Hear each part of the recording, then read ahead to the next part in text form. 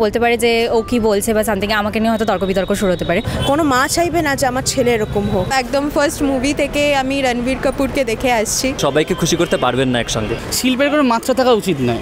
Negative publicity is also kind of publicity. চলছে রণবীর কাপুর অভিনীত ছবি অ্যানিমাল। দর্শকের একাংশ বলছেন এই ছবি নাকি আদতে নারী বিদ্বেষের প্রতীক।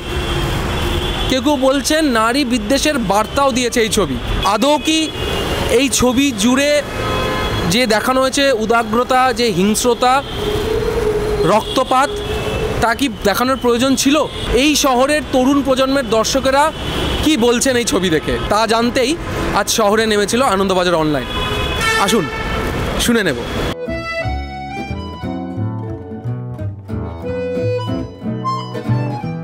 সার্টেন পিপল উইল থিঙ্ক যে হ্যাঁ এটাই তো হয়ে আসছে বা এটাই তো আমার করণীয়, এটাই তো ঠিক আছে, এতে কোনো ভুল নেই। কিন্তু আসল যে এটা ভুল বা এটা একটা মিস্টেক, সেটা তো ডিরেক্টর তো নিজের মেসেজ দিয়ে চলেই গেছে। কিন্তু মানে পিপল লেম্যান, এই জন্যই তো বলে লেম্যান, তারা তো মানে ব্যাপারটাকে খুব ক্যাজুয়ালি নিয়ে নেবে না। কিন্তু মানে এখন আমরা যে দেখি মানে ইংলিশ মুভিতে যেরকম হয় সেইটাই ডিরেক্টররা মানে ইন্ডিয়ান সিনেমাতে আনতে চাইছে। অ্যাজ আ ওম্যান কোনোদিনই কোনো মেয়ে চাইবে না যে আমার পার্টনার এরকম হোক, কোনো মানে স্ত্রী চাইবে না যে আমার হাজব্যান্ড এরকম হোক, কোনো মা চাইবে না যে আমার ছেলে এরকম হোক।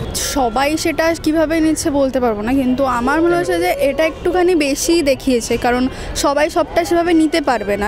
সবার উপরে একটা নেওয়ার ব্যাপার থাকে যে এতটা সে দেখতে পারবে কি পারবে না। মেডিকেল স্টুডেন্টরা যেমন ব্লাডের ব্যাপারটা ওদের অতটা অসুবিধা হয় না। এটা সম্পূর্ণই লোকজনের ব্যাপার, কারণ কে কীভাবে ব্যাপারটাকে নেবে এটা হচ্ছে গিয়ে ব্যাপার।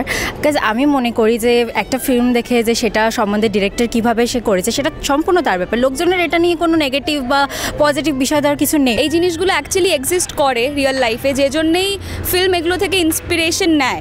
তো একদিক দিয়ে মুভিটা হওয়া একটা কাইন্ড অফ রেপ্রেজেন্টেশন যে এগুলো আছে, বাট অলসো যদি রং অডিয়েন্সের কাছে চলে যায় তাহলে এটা অন্য রকম একটা রূপ নিতে পারে। রণবীর কাপুর যে ক্যারেক্টারটা প্লে করেছে সেইটা একদিক দিয়ে খুব কি বলবো, খুব হার্শ, আর অফকোর্স মানে একটা শিভলরাস ম্যানের রেপ্রেজেন্টেশন নয়। সবার পার্সপেক্টিভ সমান হয় না একদমই। তো আমার সত্যি কথা বলতে সেরকম লাগেনি, কারণ হ্যাঁ হয়তো বলতে পারে যে ও কি বলছে বা সামথিং আমাকে নিয়ে হয়তো তর্ক বিতর্ক শুরু হতে পারে, কিন্তু আমার সেরকম একটা লাগেনি। আমি বলবো যে এটা জাস্ট একটা মুভি হিসাবে আমি দেখেছি। এই যে আমরা সবাই যে সব দিক থেকে আমরা চাই উইমেন এম্পাওয়ারমেন্ট, ফেমিনিজম, সব কিছু নিয়ে যে চারিদিকে সারা ওয়ার্ল্ডে গ্লোবালি সবাই এইটা নিয়ে আওয়াজ দিচ্ছে, তার সাথে এই মুভি কোনো রকমভাবেই কানেক্ট করা যায়নি।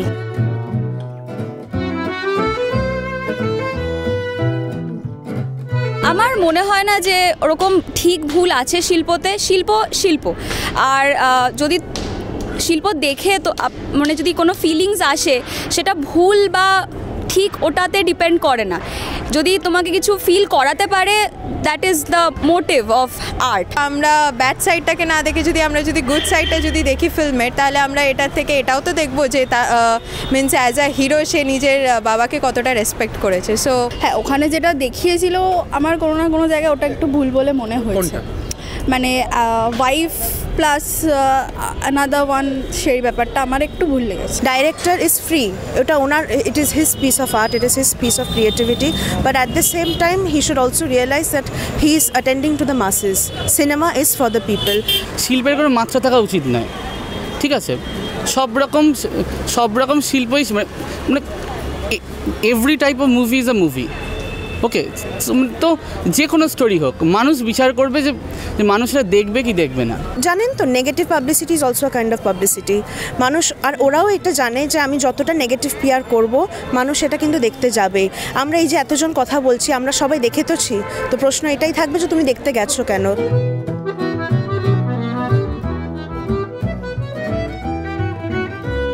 তারা যেহেতু জেনে গেছেন তাহলে তাদের ভায়োলেন্সটা পছন্দ, সেই জন্য তারা গেছে। আপনার কি মনে হয়? আমি বলবো অ্যাভারেজ লেগেছে, আমার মোটামুটি লেগেছে, নট দ্যাট মাচ। আমার সেভাবে মনটা অতটা ছুঁয়ে যায়নি। আপনি একই সঙ্গে একটা জিনিসে সবাইকে খুশি করতে পারবেন না একসঙ্গে। সো একটা মুভি জাস্ট ফর এন্টারটেনমেন্ট, যে মানুষগুলো যদি এন্টারটেনমেন্টের জন্য দেখতে চায়, যে মানুষগুলো ওই মাইন্ডসেটে নিতে পারছে, তাহলে ইটস গুড ফর দেম। তো যদি কেউ দেখতে না পারে তাহলে তার অ্যাকচুয়ালি মুভিটা দেখতে যাওয়া উচিত না, কিন্তু যদি কেউ সহ্য করতে পারে তাহলে অফকোর্স কেন দেখতে যাবে না। At the end of the day আপনি যেটা বললেন এটা শিল্প, আর শিল্প অনেক রকমের হয়। সবসময় যে আপনি আপনাকে খুশি করবে সেটা লাস্ট অব্দি শিল্প হয় না।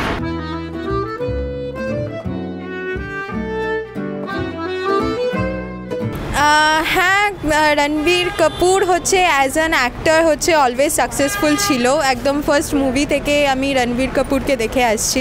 সো এখনও অবধি এরকম একটা ভায়োলেন্ট ক্যারেক্টারে তাকে দেখার পরেও আমি বলবো যে যদি লাইক এরকম যদি আরও যদি ক্যারেক্টারে যদি তাকে আমি দেখতে পাই, ইট উইল বি গুড।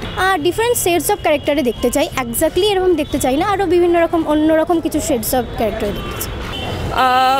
দেখতে চাই বিকজ মানে ওনার এই অ্যাগ্রেসিভ সাইডটা বা উনি যে মানে এই রোলগুলো প্লে করেন মানে খুব ভালো প্লে করেন। ইনফ্যাক্ট আগে একটা দুটো মুভিতে করেছেন হয়তো, বাট এইটাতে যেন উনি আরও বেশি করে he came as a bright actor in this one. তো মেবি হ্যাঁ আরও দেখলে হয়তো লোকে ফিল করতে পারবেন যে হ্যাঁ উনিও ভালো, খুবই ভালো একটা অ্যাক্টর। বিনোদন সংক্রান্ত সমস্ত খবর জানতে চোখ রাখুন আনন্দবাজার অনলাইনে। ক্যামেরায় দীপ শঙ্করের সঙ্গে আমি রাহুল, কলকাতা।